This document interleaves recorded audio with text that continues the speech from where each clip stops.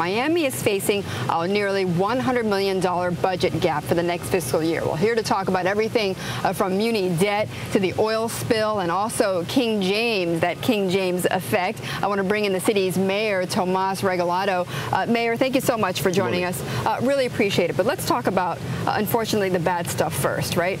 Moody's, S&P, they've recently downgraded the ratings of your city because they're worried about the budget problems here. Right. I mean, that's facing cities all over the country. How do you first of all, what does that do to your borrowing? That raises your costs, obviously. But how do you convince these rating agencies that you've got this budget under control? Fiscal responsibility. We have not raised property taxes. And we are at impasse with the 4 unions. And probably in 2 weeks, the commission will be imposing a contract whereby we'll be reducing salaries and pensions, which is the huge deficit that we have. Right. It's responsible for a large part of the deficit. Right, it is $100 and some million.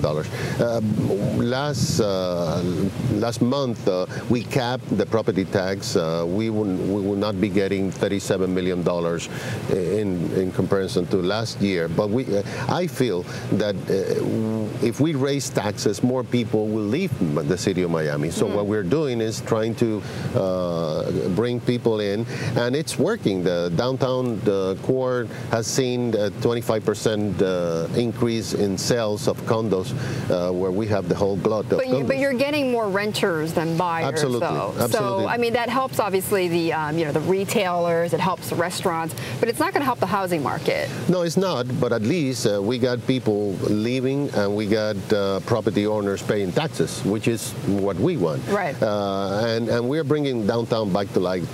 Since the last year, we have seen like 7 or 8 new restaurants in downtown. So our concern is to accommodate the people, be renters or buyer.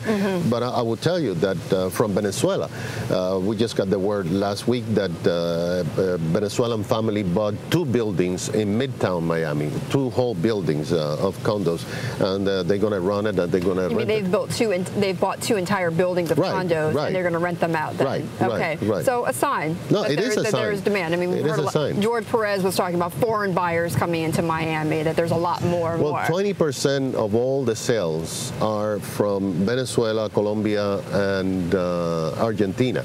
And we have seen a lot of interest from people from Spain and Germany. So even Russians are buying condos here. The BP oil spill. I mean, we know it affected more of the panhandle area of Florida, but it's also affected people. I'm sure they ask the question, what about your beaches? What about the seafood? Have you seen any money from BP on this? No, we have not seen it, and actually we have not asked for money because everything here is normal.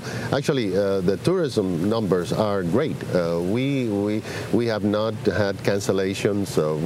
People keep coming, and you're sitting here. Right.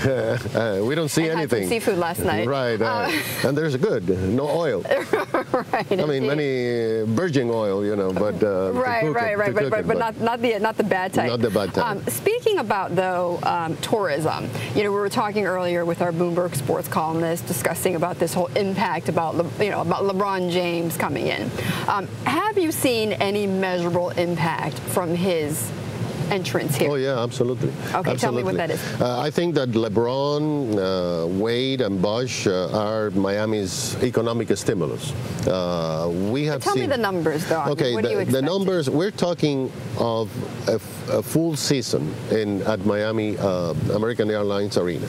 That means 14,000 people, 42 times.